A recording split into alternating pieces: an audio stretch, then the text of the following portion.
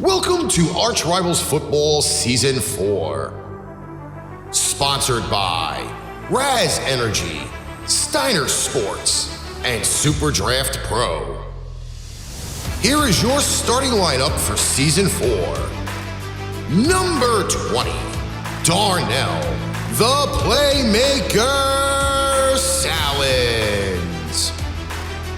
Number 96, Alex, the Bear Man, Al-Kazzaz. And number 69, Ricky, the Master of Mayhem, Linc. Kickoff is starting in 5, 4, 3, 2, 1.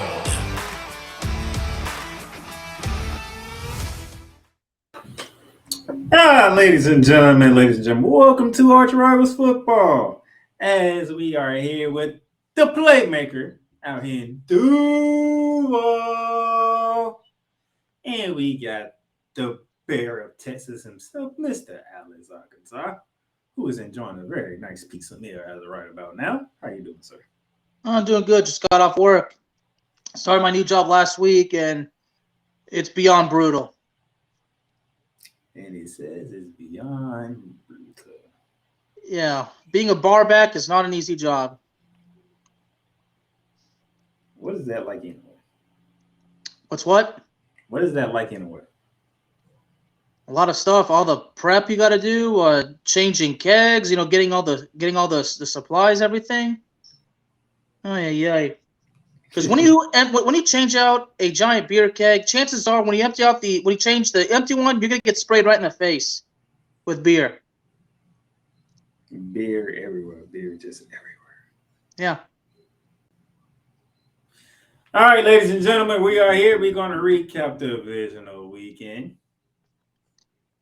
That features 3 NFC East teams, including Bears, Cowboys. We're going to recap what took place in Arrowhead between the Jazz and the Chiefs, and Joe Burrow versus Josh Allen. So as we get started, we got to start in order. Divisional Round kicked off on Saturday, starting with the Jacksonville Jaguars. Shout out to Stephen Worm, who's in the chat. Shout out to the Jacksonville Jaguars. They was in Arrowhead to take on the Kansas City Chiefs. A rematch took place early in the season when the Chiefs took it 27-17 over the Jacksonville Jaguars. This game was a little bit different. Same result though. Chiefs 27, Jazz 20. Patrick Mahomes comes up injured with a sprained ankle, but that was not going to stop him from finishing out this game, which he does. And there you have it. 27-20. Bear Man, I'll give you the 4 first. The streak is over, Darnell. The streak is over. And do you know what streak I'm talking about? Actually, no, I don't. Trevor Lawrence came to this game never, ever, ever losing a football game on a Saturday. That streak. Oh. That streak. A streak that goes back to his high school play days. He never lost a game in high school on Saturday. Never lost in college up until that moment. Never lost an NFL game on a Saturday. It's over. The streak is over. If you was one of those outside of Jaguar fans, but if you was one of those that was like the streak is going to continue, you was playing with your heart and not your head. Because we both sat here and said, yeah, it's been a great season for the Jaguars, great turnaround and whatnot, but it's going to end in their head. I mean, they got the win over Los Angeles. They can be proud of that. And they should be proud of it. Yeah, but we knew they weren't going to beat Patrick Mahomes and Andy Reid in Kansas City. No, I didn't expect them to. But hey, they did make the game interesting. So we got to give Jacksonville credit for that. They did make it a very interesting game. I do give them that. They would not. You said they would not go away, which they didn't. Nevertheless, we got Patrick Mahomes, Andy Reid, Travis Kelce. By the way, next year Jaguars, if y'all face Kansas City again, just go for it. You might want to stick 87, okay? Just throwing that out there. You might want to cover 87. But he had like 8 catches at like almost 100 yards and 2 touchdowns. Travis Kelce was simply being himself, so it's nothing new. But you might want to cover that guy, okay? You just might want to cover that guy. I'll tell that to the Cincinnati defense. I mean, we're gonna preview that game later on. So I got something for that one. Might not have a prediction for you because I'm still thinking. I gotta do my due diligence on these games this weekend coming up for Championship Sunday. But nevertheless, so it was a nice run for the Jacksonville Jaguars. They can go into the offseason feeling good about themselves. They know what they need to do. They know what spots they need to fill. They see can they do it. And you got a head coach in Doug Peterson. You have a head coach, so we're good on that point. All right, the primetime game took us to Philadelphia, Lincoln Financial Field. That's the Eagles coming off their bye week. That's the number 1 seed was hosting the New York Football Giants. Did I not say what was going to happen to the New York Giants? Yeah, you said it. Did I not say how this game was going to go? No, you were right on point. 38-7. Steve Warren, I am sorry that this has happened to your Giants in the playoffs. See, the thing was, people was hanging their hat on that the fact the Giants won. The Giants was getting healthy. The Giants played Philly tough, but I was like, didn't I say Philly? What Philly thing was when week 18 was to get the lead and get the hell up out of there. Yep. You know, pretty much what they did, right? They got the lead and they got the hell up out of MetLife Stadium. Took a bye week. Yeah, and right from Jump Street, you knew that ass was over for the Giants. You just knew it was over. There was nothing they can do. 2 minutes into the game, you knew the game was done. Pretty much. This is over. This game is done. So, anything for the New York Football Giants, Bearman? Well, going into this offseason, Daniel Jones and Saquon Barkley are set to become free agents. So, question is, one of those two are leaving, right? You saying they're not keeping both? Well, because the idea is to pay Daniel Jones and franchise Barkley. That's the idea for right now. Yeah, that's the idea. But are they going to be able to keep them both? You're saying they keeping one and the other one walks. Is that what you're? That's what I believe is happening. That's what I believe is going to happen. Right here, he says for all Giants fans, according to Stephen Rodman, he says you're keeping one and you're losing the other one. So if Steve Rodman's still watching, if Bearman's correct, who do you rather keep, Saquon Barkley or Daniel Jones? Well, they say in the NFL, paying a running back is the worst idea ever.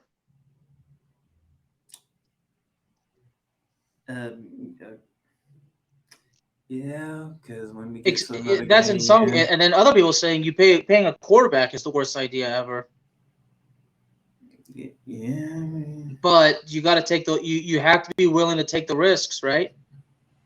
Yeah, you do. You definitely got to take the risk on that one. But hey, I mean, you just look at these numbers. Jalen Hurts, 16 for 24, 152, 2 touchdowns. Kenneth Gainwell, 12 carries, 112 yards, 1 touchdown. His first career 100-yard game. Devontae Smith, 6 catches, 61 yards and a touchdown. Oh, Steve Rodman says both of them are getting paid. So Steve believes both guys will still be New York Football Giants. I mean, they very well could be. But the way it could be depicted is, Saquon Barkley finally had a season when he was fully healthy. So he finally has one good season since the first time since his rookie season. If the Giants are willing to take that risks, then I guess you go for it. But I mean, I'm sure the Giants can do anything they can to keep both. But the way I see it, one's staying, the other's going. You're saying one stay, the other one is up out of here. Get up out of here. Okay. All right. No problem. I hear you. Well, what spot did the Giants have in the first round of the draft? That's a good question. I didn't look at that. Yeah. Somewhere in the 20s. They're gonna be somewhere in the 20s because they made it to the divisional round, and it's like the final 8 teams. It's pretty much the elite 8 of the NFL. So, nevertheless, That was Saturday. Let's move to Sunday, ladies and gentlemen. Sunday. We begin with the Cincinnati Bengals going to Orchard Park, New York to take on Josh Allen and the Buffalo Bills, a matchup that we didn't see on a particular Monday night game of a certain incident. Nevertheless, I will say before we get started, it was a privilege and an honor to watch Damar Hamlin be at the stadium for this game. Amen. Now that I got that out the way, Bearman, you know I went 3-0 in this game, right? Yeah, I know. You went 4-0, dude. I didn't get to the fourth game yet, okay? Yeah, but you already announced it on Facebook and on Twitter, so I think the world knows. But here's my thing. Bearman, I need your input on this because I do believe you picked the Bills. I did pick the Bengals. Oh, you picked the Bengals. I thought you picked the Bills. You picked the Bengals. No, I picked the Bengals. I need to know from people who picked the Bills, what was your logic of picking the Bills? I need to know the logic of picking the Bills. Well, I have an answer for one particular logic because where I work, there was actually a family from Buffalo, and they were all obviously a family from Buffalo. They're Bills fans, and one of them said that they're going to do this for Damar Hamlin. I said, okay, well, I mean, not the best logic, but it's definitely something you can look into. But I said, look, you can't just expect a team to win because of a tragedy that happened to one of the players. I know what the guy meant, but I thought the weather. Now one of them said the weather would disadvantage Cincinnati, but I kind of feel like the weather. I don't think the snow had any significance in the game whatsoever. Where is Cincinnati located at? That's in Southern Ohio. Exactly. Ain't Ohio's part of the North? Part of the Midwest, actually. Well, actually, no. I think Cincinnati's part of the South. Well, I'd say more like South, Midwest kind of thing. Cincinnati's in the state of Ohio, and the state of Ohio is part of the North or the Midwest, whatever you want to figure. I mean, if they get snow, they don't get as much snow as Buffalo. They get the same kind of weather that Buffalo does. It's not to the same degree. No, Buffalo gets more snow. Buffalo gets blizzards. I said not to the same degree, though. But they get the same weather. Snow is not new to Cincinnati. Okay. Now, if y'all was paying attention to the very small amount of game that you got to watch on that Monday Night Football, who was in control of that game? Say that again. The small part that you got to watch on Monday Night Football, who was in control of that game? It was a very small part. It was like 5 minutes of football. Imagine Cincinnati was. Exactly. They got the ball, went down the field, scored a touchdown. Buffalo responded with a field goal, but Cincinnati was moving right down the field before the incident happened. So the game picked up exactly where it left off. Yes.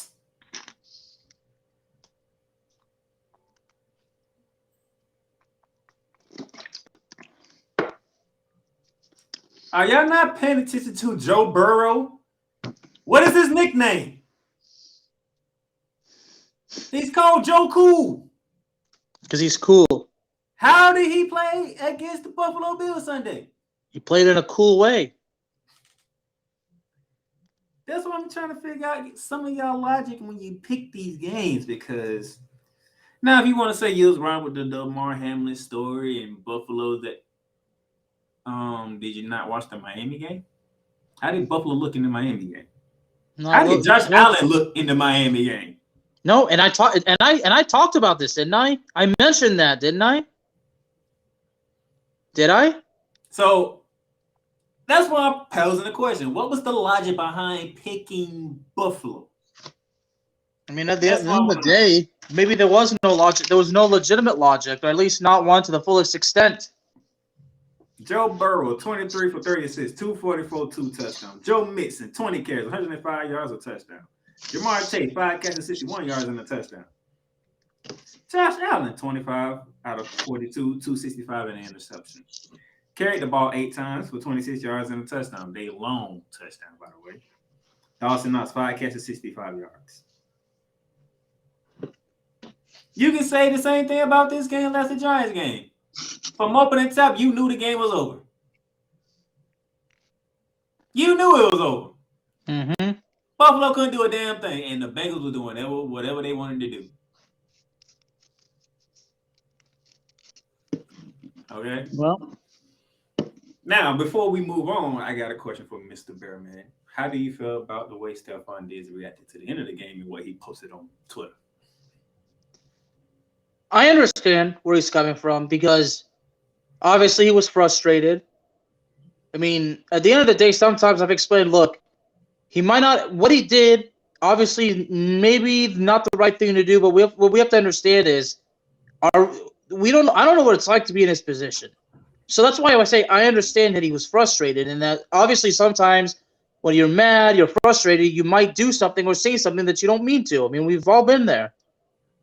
But the whole situation is obviously, mind-boggling because Buffalo, several years now with all that potential, I mean, that potential is not basically, it's not exceeding the expectation. I mean, it's almost as if, it's almost like Buffalo, like being like Dallas.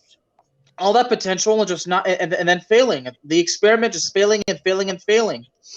You got beat by Patrick Mahomes twice in the playoffs, one in the AFC Championship game and another in the Divisional Round. And we all remember the Divisional Round from last year. I mean, before Josh Allen arrived, you know how Buffalo went so long being just an average to mediocre team? Pretty much, yes. Yeah. So they go through all that. I mean, Buffalo fans still have to live with the fact that the Buffalo Bills went to the Super Bowl 4 times in a row and lost all of them. It's almost as if the Buffalo Bills are just stuck in an unimaginable, unlucky curse, almost. And then, what was Joe Burrow last year? Like what was he last year? I mean, Burrow was recovering from a torn ACL last year. Wasn't Joe Burrow at SoFi Stadium last February? He was in the Super Bowl, yeah. Playing for the Super Bowl? That was Joe Burrow, right? Yeah, and without an offensive line. That was the Cincinnati Bengals, right? Yeah. But Buffalo came into the season as the Super Bowl favorite, correct? They did. Where's Buffalo now? Well, they came as a favorite this year. Now, they've gone home. They're done. And where is Cincinnati headed to? To the AFC Championship in a rematch against Kansas City. See, I need y'all to pay. It is a blessing that we're getting rematches, isn't it? Look, y'all should have known because basically the whole team came back for Cincinnati. Only thing they did was make some changes to the offensive line. It took them a couple of games to finally get the offensive line in the shape that they wanted in, and then after that, what you saw Bengals do: win the AFC North, beat Patrick Mahomes and the Kansas City Chiefs, do their thing to get back into the 3rd seed of the AFC. Correct? Mm-hmm. And then, all right, here we go. The final game of the divisional round takes us to Santa Clara, California, where it was the 49ers taking on the Dallas Cowboys. Let me set it up for my partner here, if you don't mind. Cowboy fans feeling good about themselves. They took out the GOAT in dominant fashion down in Tampa Bay, Florida. This is the Dak Prescott they know and love. Correct. 4 touchdowns, 5 total. He ran 1 in. This is the Dak Prescott we love. Victor Locke, thank you for joining us, and you came at the very wrong time, sir. This is Dak Prescott that we know and love. Correct, Bearman? This is Cowboys Nation. Yeah, okay, well, like everybody knows, I'm not part of Cowboys Nation. So, okay. Okay. Now, yeah. I saw the Dak Prescott I know, and you know how I saw the Dak Prescott that I know? Did You know what I saw exactly? Did you see my post on Facebook? You must Yeah, I saw him beat up an irrelevant team. An irrelevant team that snuck into the playoffs because they won a division that was god-awful. So they going to Sacred. They feel good about themselves. We got Tony Partis in the backfield. CeeDee Lamb doing his thing. That Prescott looked good against the GOAT. And the defense is the defense right now. The defense, that is the 49ers on the other side, right? Yeah. That is the team that I say who has the best defense in the NFL, right? Best defense and best offense. And that is the team that has, a third. This is what I didn't say last week that I had to end up saying on a different show and tweet about. Like, y'all do realize that the San Francisco 49ers in the same position that it was last year, but it's a third-string quarterback who's the last pick of the NFL draft. Mm-hmm. Does that go into people's head when they think about the 49ers? Like, what goes into their head is that what goes into their head is because is Kyle Shanahan doing a good job as a coach. Let's see. Cowboys defense showed the hell up. I cannot tell a lie. Cowboys defense showed they played their ass off. They did, but you know what happened? Dak Prescott reverted back to the Dak Prescott that I know and love. Yeah. Well, 2 interceptions on the night. So, yeah, in your case, the one that you know and love. In my case, the one that I know and the one that I've always basically pointed out to Cowboys Nation, but they are too delusional to understand. They just think that I'm a hater. And based on how it went, let me remind everybody that I once said, because I will say it again, Dak Prescott is overrated. He never should have been paid. I was never for it. And now those Cowboy fans that were getting on me for that, I told you so. And I'm not going to say I hate to say I told you so because, quite frankly, I'm laughing my butt off because I told you. He is not that good. Dak Prescott is not elite. He's just an average quarterback. He is elite. He's definitely elite. You know why he's elite? He's elite in inconsistency. There you go. And overall, at the end of the day, when it comes to success in the NFL, it's the opposite of elite.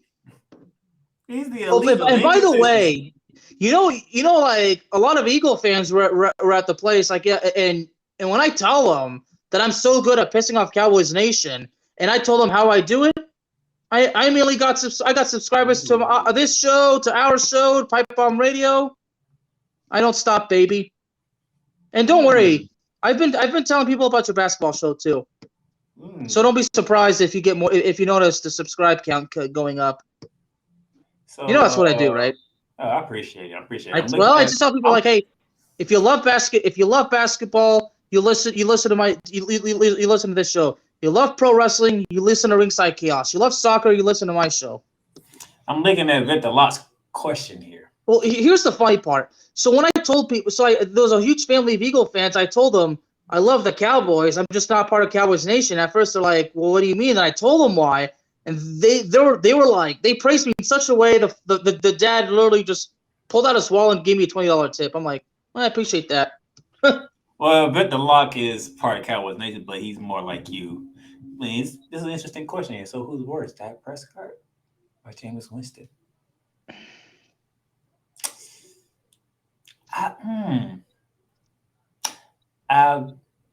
Did Jameis Winston at least win a playoff game? I don't think so. Well, then obviously the answer is Dak Prescott. Dak Prescott did win one. He won 2. Well, yeah, 2. Okay, well, 2, yeah, obviously. He's 2-4 now. Look, I gotta make it clear. Look, I don't dislike Dak Prescott. I do respect him as a person, as a human being, but he's just not a good player. Dak is a mental midget. You rattle his cage and he never recovers. Do you agree with that? Yeah. Do I feel bad for him? I mean, somewhat, yeah, I do, because obviously I would never want a player to fail.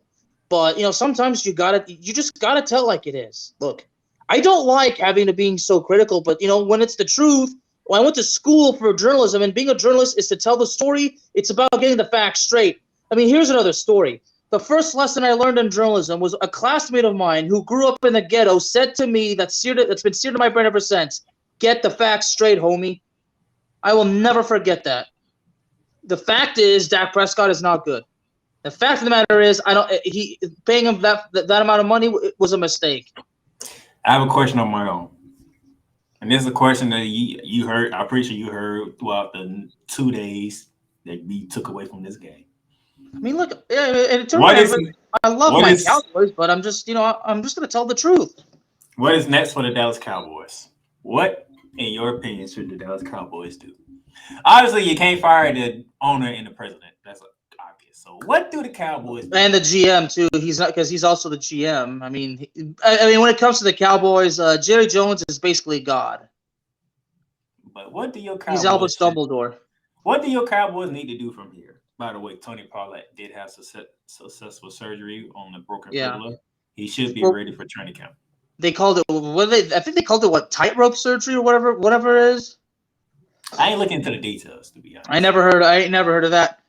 Tony Pollard is one of the a couple of the guys they have to retain. Tony Pollard's one of them. Dalton Schultz is another one. But I feel like one of those two is definitely going to be gone because we all know the Cowboys never do well when it comes to retaining the right players.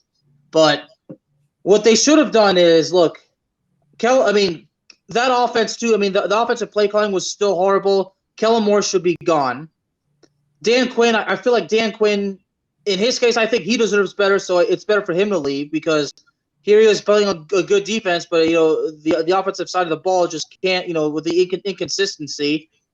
Honestly, I would not be pissed off if we moved on from Zeke Elliott. And now there's that story that Zeke Elliott is willing to take a pay cut to stay with the Cowboys. Yes, and that news did come out today. Zeke Elliott is willing to take a pay cut to stay with the Dallas Cowboys. By the way, speaking of, so is he finally understanding? Is he finally understanding what the hell's going on? Wait. You did bring up Kellen Moore, correct? Yeah. What the hell was that on the last goddamn play? Yeah, what the hell was that? Just like the same thing from a year ago. Dude, I knew that was gonna happen. I knew it was gonna happen. I knew it. If Zeke Elliott doesn't come back to the Cowboys, his final play as a damn Cowboy is him getting ran over from the center position. The center position. Kellen Moore is interviewing. I think is set to interview for the head coaching position of the Carolina Panthers. Panthers, if you want Kellen Moore, by all means, you can have him. What the hell was that? And Dan Quinn, I think he's about to interview for the head coaching vacancy for the Arizona Cardinals. Wouldn't be surprised if he took that job. Yeah, but as far as Mike McCarthy goes, I mean, you can't fire him because we went to the divisional playoffs, but there's got to be some changes made. I mean, Mike McCarthy. I mean, I can't deal with. I mean. This is another thing I spoke to all these people. Like I told them, I never trusted Kellen Moore. I never wanted to be on the offensive play caller because honestly, in my opinion, to be calling plays in the NFL, that's something that you got to work for many, many years. You got to pay your dues. And Kellen Moore got it right away, and I was not for it. He didn't have the experience. He was not in a position to do it. Maybe okay. Some people just say that because some people call me a complete idiot or a hater. I mean, if you want to call me that, then fine. But in my honest opinion, you give the play calling duties to somebody that's been in the league for a while, somebody that knows what they're doing. What do you think of this one?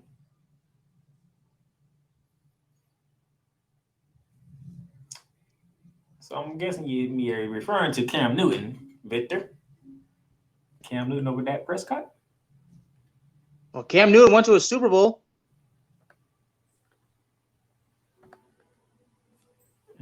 Can't argue that point. Cam Newton went to a Super Bowl.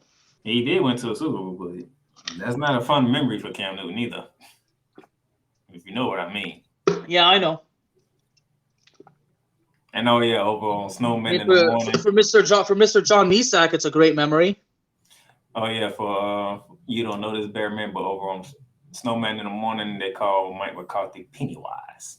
They call him Pennywise. Speaking of Snowman, yeah, I mean, I told him the exact same thing. I love the Cowboys. I'm not part of Cowboys Nation, and I explained why.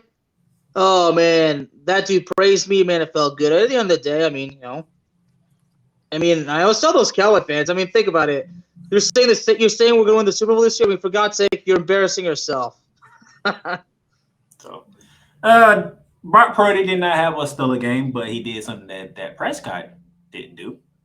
That's take care of football. I mean, George Kittle with that catch. Hey, you can say whatever you want, but that was a hell of a play. So the 49ers move on. The Cowboys go home yet again. So we're going to take a break. Wait. Before we do this, one more thing about the Cowboys. This actually surfaced probably about 2 hours ago. That apparently DeAndre Hopkins is linked with the Cowboys now. DeAndre Hopkins going to link with this about any team that needs a receiver at this moment. He's not going to Dallas. But I had to get that out. We're going to take a break, and we're going to give a preview of Championship Sunday. You might get a prediction from the Bearman. You ain't going to get a prediction from me. I'm still thinking.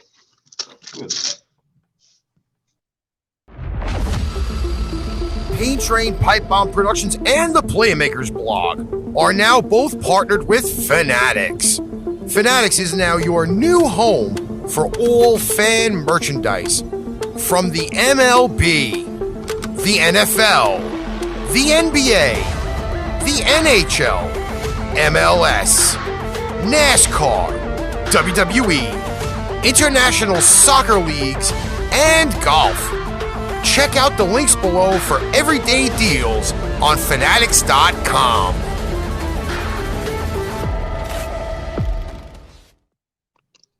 And welcome back to ArchRivals Football with the Bearman and the Playmaker here. And speaking of our sponsorship with fanatics.com, free U.S. shipping going on right now using the promo code 24BOLT. That is 24BOLT for free U.S. shipping on your orders over $24.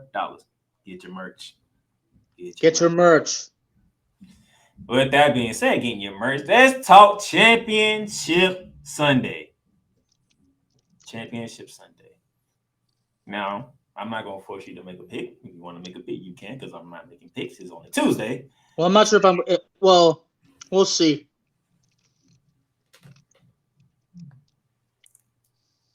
First up is I got it backwards, so let me flip that around real quick. First up, heading to Lincoln Financial Field as the Philadelphia Eagles, who has been the best team in the NFL from start to finish with the best record in the NFL, hosts the number one seed in the NFC, hosting who I always call the most dangerous team in the goddamn league, the San Francisco 49ers. Now, before I get to the preview, which a lot has guys that win Super Bowls are those that have the talent as well, the mental toughness and the mental capacity to get the job done. We can say the same for these two teams right here, correct there, man? Yeah, no doubt about it. Jalen Hurts, Brock Purdy. Running back by committee for the Eagles, Christian McCaffrey, Elijah Mitchell. Devontae Smith, A.J. Brown for the Eagles, Brandon Ayuk, Deebo Samuel, George Kittle for the San Francisco 49ers. And the defense on both sides speaks for themselves. Bearman. 49ers, Eagles, Lincoln Financial Field, 3 p.m. on Fox. Philadelphia. He's giving you a prediction. He's picking Philly. Look, San Francisco's got brilliant weapons, but can Brock Purdy really, is he going to be able to handle this one? So you're saying this is the game where Brock Purdy looks like a rookie quarterback for once. And it downs the 49ers. That's what it sounds like you're saying. I feel like this game is a game where anything can happen. But I'll tell you this game can't – I don't think this game can be ended in regulation. So you're saying overtime? Yeah. Okay. My initial thoughts, like I said, I'm not making a pick, but my initial thoughts on this Tuesday, January 24th, 2023. And by the way, shout out to my dad, who's turned 60 today. The Philadelphia Eagles, great season. Jalen Hurts is still not 100% with that shoulder, but he looked good against the Giants. They handled business. They got it in. They got out. Nevertheless, Brock Purdy did not have a stellar game, but he has not turned the ball over, and he's still undefeated as the starting quarterback for the San Francisco 49ers, correct? Mm-hmm. Now, that's the quarterback battle. Obviously, you'll take Jalen Hurts over Brock Purdy, correct? Yeah. I mean, that rushing, Philadelphia, what was it, 268 yards of rushing against the Giants? Yeah. Now you're going looking at a team in Philadelphia who has pretty much running back by committee. You start off with Miles Sanders. You're throwing Kendall Gainwell in there. You throwing Boston Scott in there from time to time. You can definitely use Jalen Hurts in the run game. So that's like 4 running backs right there. That includes the quarterback, correct? Yeah. San Fran, you got Chris McCaffrey, Elijah Mitchell, and you Debo Sanders be back there too, correct? 4-3. But we all know when you look at the San Francisco 49ers, it's like, well, damn.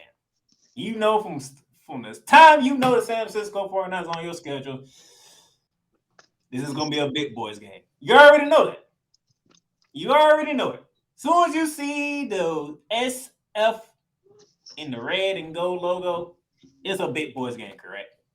Oh, yeah. It's going to be one of them games. So running backs, you got to look at it. Do you go with the team that has the most players that can run the ball, or you go with the team who is known for a smash mouth football? What do you say here, man? Oh boy, this is probably why you couldn't make a prediction, right? And here's the deal: San Francisco's not New York. Philadelphia's probably they're gonna meet their match.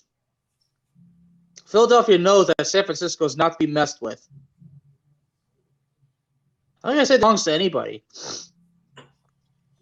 And then you look at the wide receiver matchup. A.J. Brown, Devontae Smith on the Philadelphia side, Deebo Samuel, who is naturally a wide receiver, Brandon Ayuk, and you got George Kittle. George Kittle versus Dallas Goedert.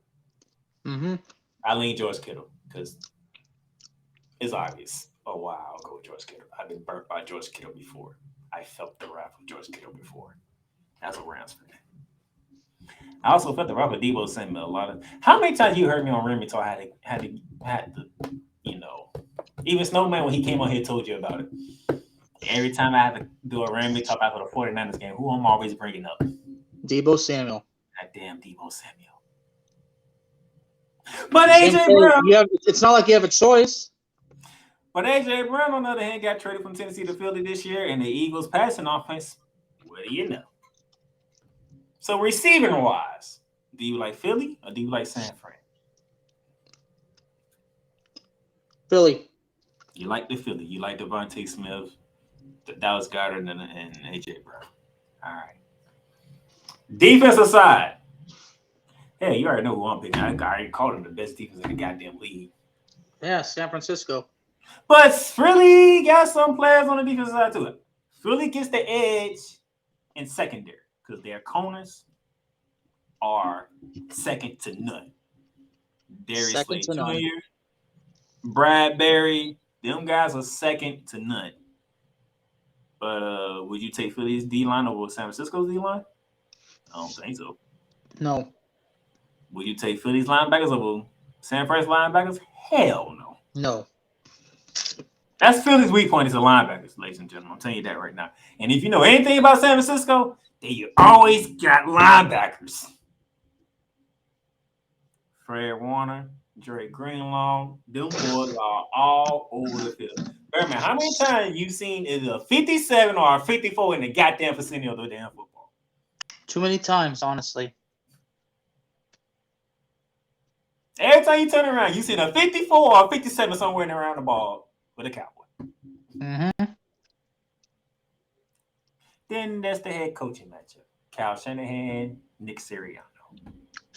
Kyle Shanahan. Obviously, experience-wise, you're going to go Kyle Shanahan.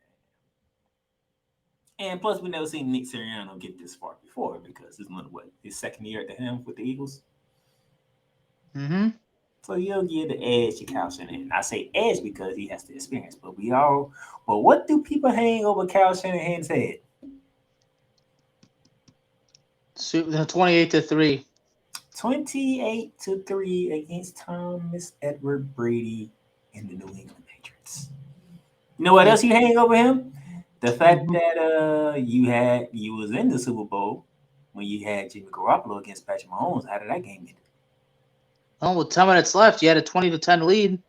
And how did that game end? 31-20. Kansas City, not San Francisco.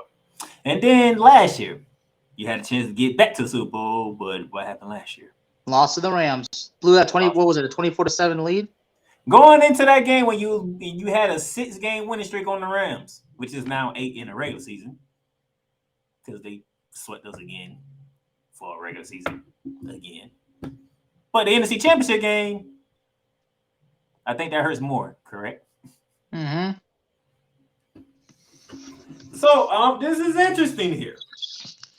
This is gonna be a physical game. You better bring your big boy draws, because this is gonna be a heavyweight fight. This is gonna be a heavyweight fight inside of a phone booth here, because both teams like to run, both teams can pass, and both teams got hell of a defenses. I can't make a pick right now, but I'm breaking down the game for you to probably help you make a pick, because this can go either way. It's in Philly. It's in Lincoln Financial Field, so the odds are going to shift towards Philly in that regard, correct? Mm-hmm. Right now, let me go look at the numbers right now, because when it first came out, I think it was like 2.5 in favor of Philly, if I remember correctly. Let me see where is it. 48 hours later, we are looking at. It's still 2.5 Philly at home.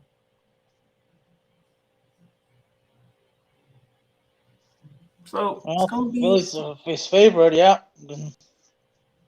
That's the first game to punch the ticket to Phoenix, Arizona. Well, I should say Glendale, Arizona, to make it to the Super Bowl. Our second game takes us to CBS and is at Arrowhead Stadium. We have an AFC Championship rematch in the same building with the same teams. This I put round 4. Somebody hit me up and let me know this is round 5 between these two. With Joe Burrow leading 3-1.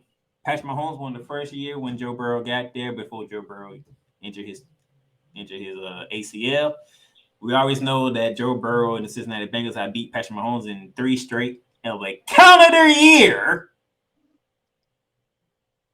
And Snowman joins us right after we talk about his 49ers. Your timing is bad. Bearman, we seen this game last year. We know how this game went. That was with Tyreek Hill. This year, there is no Tyreek Hill, but Patrick Mahomes is there. Travis Kelce is still there. Andy Reid is still the head coach. But Joe Burrow and the Cincinnati Bengals, they look like a machine that can't be stopped. Floor is yours. I have a feeling Cincinnati is going to do it again. He's saying a 4th straight and twice in a row at Arrowhead Stadium in the AFC Championship game. Explain. Well, Joe Burrow's 3-0 on road playoff games, and each time he's been the underdog, hasn't he? Yep. And is he the underdog again in this one? Cincinnati is a 1.5 favorite on the road. Okay, well, he's not the underdog then. Cincinnati's got their weapons, but Cincinnati's got offensive line issues still. That didn't show up against Buffalo. No. They're going to have to show up in this one. Anything else? Nope. All right, so we got Patrick Mahomes versus Joe Burrow. Joe Burrow has thrown for 4,400 yards with 35 touchdowns and 12 interceptions. Patrick Mahomes, the year without Tyreek Hill, has still thrown over 5,200 yards, 41 touchdowns and 12 hits. Obviously, Patrick Mahomes still doing Patrick Mahomes things, but we do have a high ankle sprain for Mr. Mahomes, man. Yeah, they said that earlier. Should we be? I don't know if I should say we should be freaking out about it, but it is a justifiable cause for concern. You're talking about a high ankle. This is the same injury that Cooper Kupp had and didn't finish the season for the Rams, by the way. The same exact injury. But like Patrick Mahomes said in his press conference, they're gonna have to drag me off the field to get me to not to play. If Patrick Mahomes goes in this game and the ankle is not 100%. Oh, that ankle will not be 100%. You're talking 6 days. The high ankle sprain don't even heal within 3 weeks. It takes time for a high ankle sprain to recover. Yeah. And by time, we mean, I would say, a minimum of 3 weeks. He don't have 3 weeks. He has literally, as of right now, he literally has 4 days. And some models. Yeah, that's why I feel like, Kansas City, yeah. That's why that's another reason. If Patrick Mahomes is not 100%, I'm not sure how he makes it through. Now, question for you, sir. All right. If Joe Burrow beats Patrick Mahomes yet again, is it time for people to stop leaving Joe Burrow's name out of the conversation? Yeah. Because every time we had this conversation, Patrick Mahomes, Josh Allen, Justin Herbert gets mentioned a few times. Justin Herbert gets mentioned more times than Joe Burrow gets mentioned, ironically. If everybody forgets, Joe Burrow won the Heisman Trophy, won the College Football National Championship. Like, when y'all gonna start putting respect on Joe Cool name, man? He tore his ACL his rookie year. He came back, made it to the Super Bowl, and if it weren't for Aaron Donald, he would have found Jamar Chase wide open for a touchdown and probably would have won the Super Bowl. He comes into this season, leads the Bengals to a 12-4 record. Well, 13-4 if you count the playoffs. 13-4 including the playoff game. Yeah. He went to Buffalo and knocked off Josh Allen. He has beaten Patrick Mahomes 3 consecutive times. To me, he shouldn't have to win this game to be respected. He should be already getting the respect that he deserves. But if he beats Patrick Mahomes again for the second consecutive time in Arrowhead in an AFC Championship game, y'all better stop playing with Joe Cool.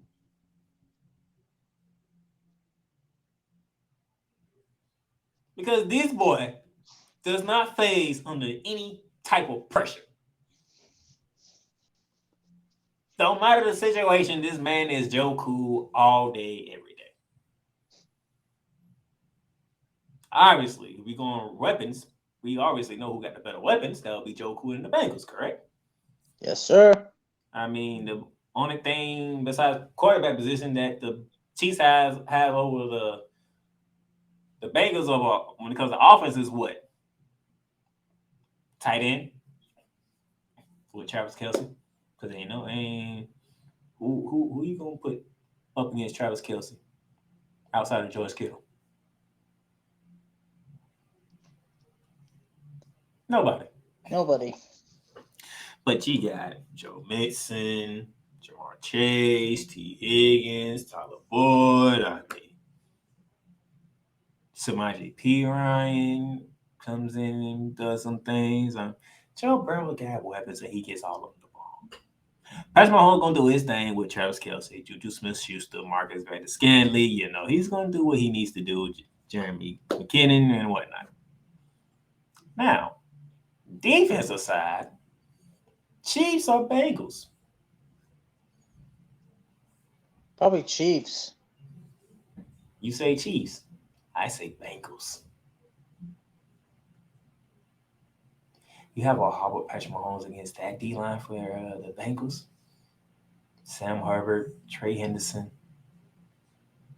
Remember, Sam Herbert took a knocked out quarterback sneak for 98 yards for a touchdown to beat the Baltimore Ravens. Trey Henderson knows how to get to Patrick Mahomes.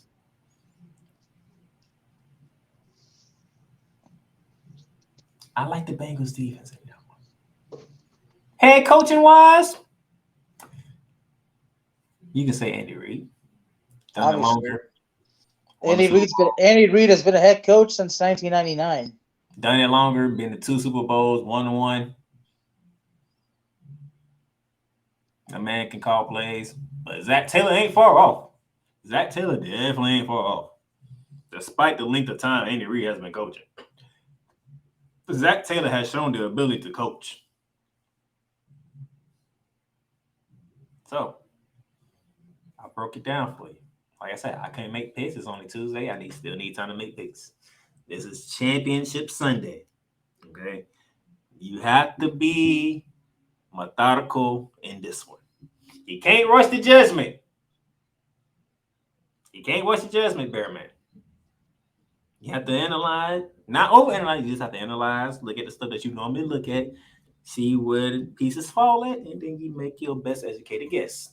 That's what you do in this situation. All right? Mm-hmm. Like, we are here. It's the Final Four in the NFL. Championship Sunday. Kicking off with 49ers and Eagles at the Lincoln Financial Field at 3 on Fox. Followed by the Bengals and the Chiefs at 6:30 p.m. on CBS. The road to Glendale, Arizona is almost here. It is almost here, and I can't wait. All right, Bearman, anything you need to say before we get up out of here? Those playoff games are sure exciting and definitely going to be worth watching. But I know aside from NFL playoffs, there's another thing that you and I are looking forward to this weekend, but that's something for another show. The Royal Rumble. You know, this show obviously, probably brought to you by WWEshop.com that is now affiliated with Fanatics. So if you're looking to get your pro wrestling merch and take advantage of the best deals in the world, you got to shop at Fanatics, bro. Shoot the Lights Out had his new episode released on yesterday. The video is up, the audio is up, and I went to a personal flaring foul with 2 teams who couldn't hold second half leads against the damn Lakers. And speaking of the Lakers, Paul George, Kawhi Leonard, do me a favor, give them another L. Please give them another L. All right, that's the Bearman down in good old Texas. I am the Playmaker out here in Duval. We'll catch y'all next week after Championship Sunday. You've just experienced ArchRivals Football Season 4. Click that like button and subscribe so you'll be notified when a new Arch episode is live on the air. Check out our sponsor links down below for everyday deals on Fanatics, NFLshop.com, and Points.com. Need merch? Check out www.paintrainpipebomb.threadless.com for quality merch at amazing prices. Tune in again next time for ArchRivals Football Season 4.